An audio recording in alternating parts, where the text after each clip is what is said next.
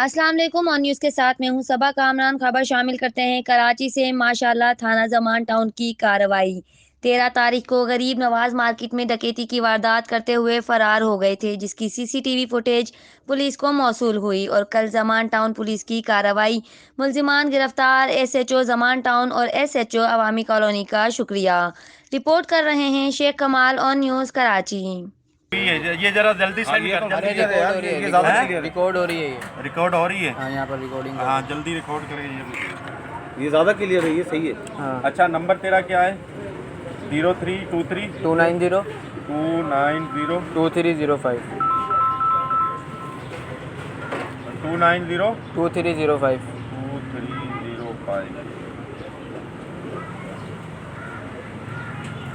बेटा मेरे नंबर पे भी सेंड करिए, मेरा नंबर है। मैं सेट कर